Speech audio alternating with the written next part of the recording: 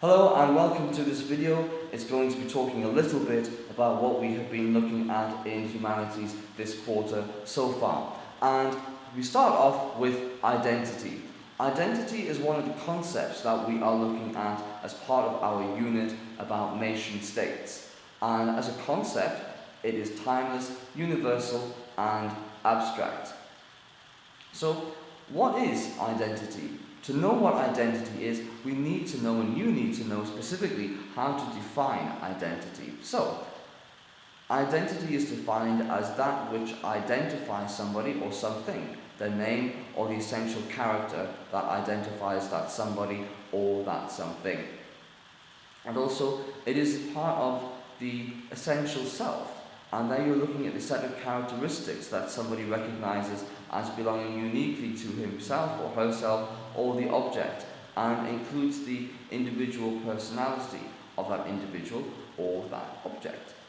Now, when you're looking at identity, there are many layers to identity, just like there are many layers to an onion. And there are various ways in which we can discover and establish your own identity. And each way is a little bit different than the other ways, and as you scratch the surface and go deeper, then the ways of establishing your identity do become a little bit more complex as well. So, the first way is through the official documentation that you have about you, such as your birth certificate, your passport, your IC, any medical documentation, driver's license when you're old enough to get one. And all of these kind of tell us who you are. They give your name, they give your date of birth, your gender. From that you can calculate your age. But it's very sort of on the level, it's very basic. It just tells us what you are, but it doesn't really go into that much depth as to who you are in that sense. And therefore, that's where the biological way of establishing your identity comes into play, because you can look at your DNA, your genes, your gender, and that also establishes who you are, okay, the essential characteristics of you. And then you can look at your physical appearance, the colour of your hair, the style of your hair, the length of your hair, and what clothes you wear as well. These are all ways in which can be used to establish your identity. Then there is the culture and traditions, whereby this is looking a lot deeper into who you are. And these cultures and traditions can be impacted and influenced by your family values and your religious beliefs that you may hold, cultural background, your education, and yes, even the language that you tend to speak.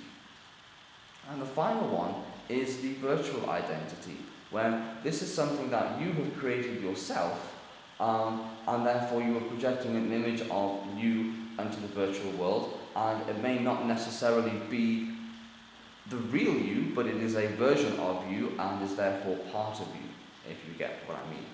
And with identity, it can change over time, place and space. As you get older, your beliefs may change, your values may change, and therefore as a result of that, your identity changes a little bit to reflect that.